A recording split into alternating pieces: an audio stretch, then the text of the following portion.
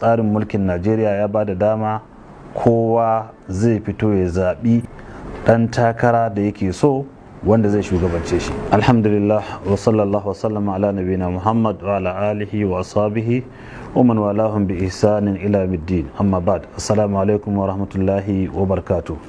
Yan uwa musulmai, kira ne na musamman ga dukkan al'umman musulmi maza da mata cewa lokaci yayi da ya kamata kowanne daga cikinmu ya fita domin yankan katin zaɓe. Katin zaɓe da ake kira PBC ya zamanto wajibi akan dukkan al'umman musulmi maza da mata waɗanda duk ba su yi rijista ba. Ina kira gare su su fita, mazansu da matansu, mazaje magidanta su ba da dama iyalansu su fita. Wannan larura ce da ainihin wato in an yi amfani da wannan dama, mun yi amfani da damar da Allah maɗaukakin sarki ya ba mu. Umarni ne na Allah subhanahu wa ta'ala. Dole a samu shugabanni waɗanda za su tsare jinin al'umma, su tsare dukiyoyin al'umma, su tsare zaman lafiyan al'umma. Addininmu wanda yake zai zamanto mai kulawa da shige da fijenmu shine shugaba da Allah ya zaɓe shi a kanmu. Kuma Allah ya ba da dama, tsarin mulkin Najeriya ya ba da dama kowa zai fito ya zaɓi ɗan takara da yake so wanda zai shugabance shi. Idan mun yi shiru mun ƙi fita, kamar mun yadda waɗanda ba su cancanci yin shugabanci ba su yi shugabanci a kanmu.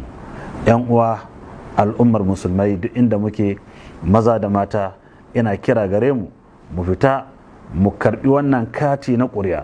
Waɗanda duk suka san sun kai shekarun da za su yanki kati na zaɓe PBC su tahi don zuwa su yi rijista.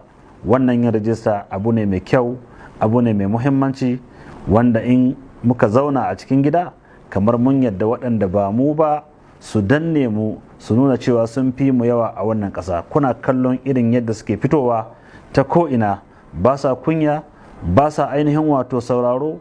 Mazansu da matansu sun fita suna so su nuna cewa suna da adadi mai yawa a Najeriya.